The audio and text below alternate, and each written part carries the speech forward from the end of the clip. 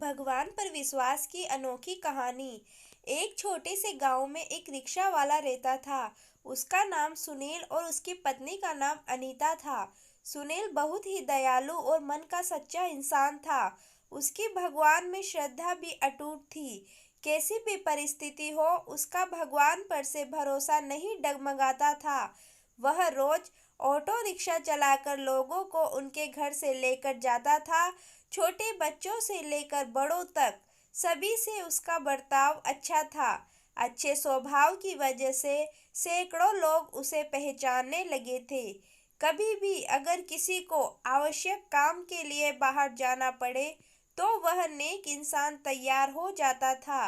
रात के समय में औरतें भरोसे के कारण इस रिक्शा चालक की रिक्शा में ना डरते हुए जाती थी। वह एक दयालु मन का इंसान था।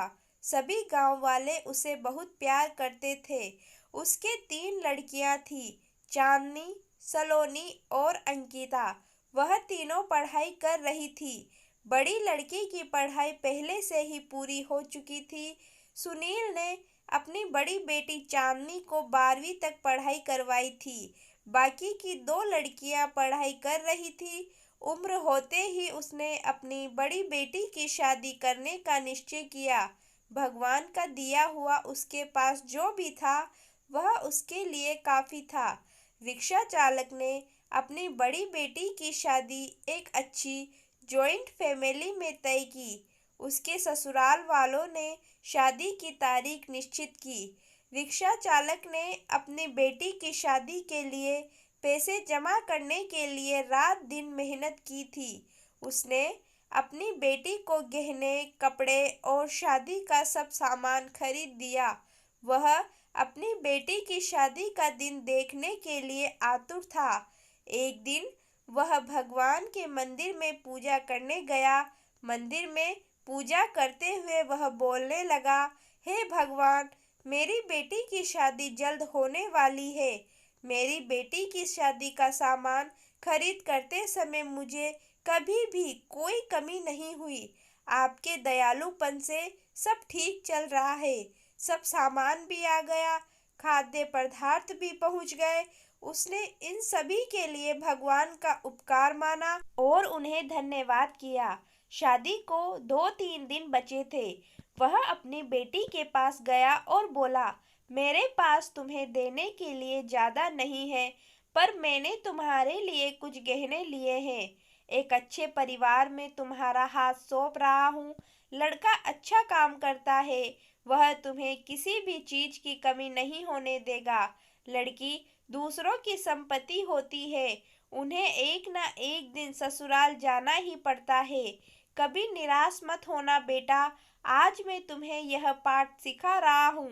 बड़े लोगों की आज्ञा का पालन करना, अपने सास ससुर को अपने माता पिता समान समझना। मैंने तुम्हें 12वीं तक पढ़ाया है और सिलाई भी सिखाई है। ससुराल वालों ने तुम्हें कोई भी काम करने को कहा तो वह काम तुम जरूर करना। हमारी प्रतिष्ठा का ध्यान रखना। लड़की उसके अच्छे गुणों से ससुराल वालों को अपना बनाती है। तुम्हारे सास ससुर तुम्हें ताना मार रहे होंगे तो समझ लेना कि तुम्हारे खुद के माता पिता तुम्हें बोल रहे हैं। यह सब बातें वह रिक्शा चालक अपनी बेटी को समझा रहा था। समझाते वक्त उसकी आंखों में आंसू आ गए थे। घर में शादी का वातावरण था। घर में शादी को 3 दिन बाकी थे। रात में अचानक रिक्शा चालक के घर में भीषण आग लग गई। उसका पूरा घर आग की लपेट में आ गया। उसके घर में उसकी छोटी बेटी अंकिता पानी पीने के लिए उठी। उसने देखा कि आजू बाजू में सिर्फ धुआं ही धुआं है और उसने अपने माता पिता को जगाया। जागते ही सब आग लगी ऐसा चिल्लाने लगे, कोई तो हमें बचाओ। बड़ी मुश्किल से रिक्शा चालक ने पीछे की बालकनी में जाकर खंबे के सहारे से बालकनी से बाहर जाने का प्रयास किया। घर के सभी सदस्यों को जैसे तैसे उसने बचा लिया, लेकिन आग में घर का सब सामान जलकर खाक हो गया। आग में शादी का सब सामान जलकर राख हो गया था। जहाँ थोड़ी देर पहले खुशियाँ थी, वहाँ का दृश्य अभी देखा नहीं जा रहा था।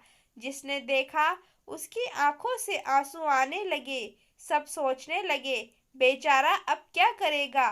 चांदनी उसके पिता की तरफ दौड़ती हुई गई और बोली, पापा, निराश मत हो, थोड़ी भी चिंता मत करो, यह सब मेरे नसीब में लिखा था। बुरे वक्त में हम हार नहीं मानेंगे। मैं आपका लड़का नहीं हूँ तो क्या हुआ, आपने हमें लड़कों के जैसे पालन पोषण करने में कोई कसर नहीं छोड़ी। सलोनी और अंकिता यह दोनों भी उठ गई थी। वह दोनों भी अपने पिता के पास जाकर खड़ी हो गई।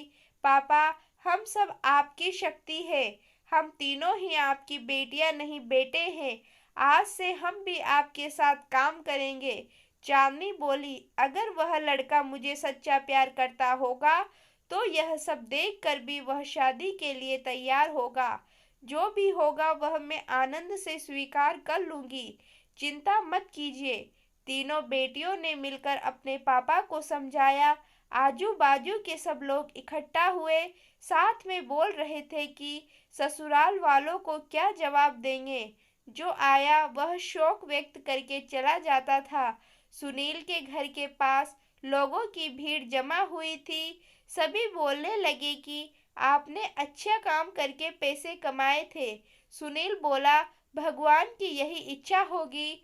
तभी उसकी पत्नी अनीता आई और बोली कि आप बस भगवान का नाम स्मरण करते रहो। आपके भगवान ने आपको बदले में यह सब दिया है। अब इस घर में कभी भी भगवान का नाम नहीं लेना। तभी सुनील उसे बोला, तुम नसीब वाली हो जो इतनी बड़ी आग में से तुम जिंदा वापस आई। यह नियति का खेल है। भगवान को क्यों दोष देती हो। किसी आदमी ने प्रेस में यह खबर दे दी। दूसरे दिन समाचार पत्र में खबर आई कि ऑटो रिक्शा चालक सुनील का घर आग में जलकर खाक हो गया। उसकी बेटी की शादी को कुछ ही दिन बचे थे। गरीब आदमी अपनी बेटी की शादी कैसे करेगा। जिसने भी यह खबर सुनी उसने मदद की। उस भले रिक्शा चालक को पहचानने वाले सब आए और पता नहीं अपने साथ क्या क्या लाए। उसका घर तोहफों से भर गया था। किसी ने गहने, किसी ने कपड़े, किसी ने राशन तो किसी ने पैसे दिए। सब सुनने के बाद सभी रिश्तेदारों ने मदद की। शाम तक उसके घर में कितने रुपए जमा हुए थे पता नहीं। तीनों लड़कियों ने सब पैसे पापा के पास दे दिए। तब सभी को अपनी आंखों पर विश्वास नहीं हो रहा था कि जहां सब बर्बाद हो गया था वहां उसने तीनों लड़कियों के साथ बैठे बैठे इतने पैसे जमा कर लिए कि आसानी से शादी हो सकती थी।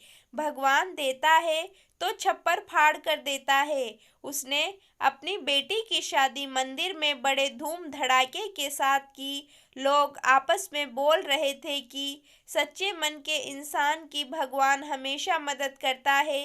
भगवान के इस चमत्कार पर सभी की श्रद्धा थी। भगवान जो भी करते हैं वह अच्छा ही करते हैं।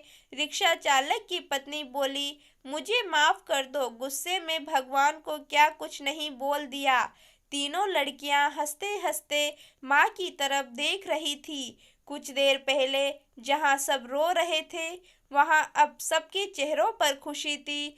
तो दोस्तों, आपको कहानी कैसी लगी? कहानी अच्छी लगी हो तो प्लीज़ लाइक करें, शेयर करें और चैनल को सब्सक्राइब करें।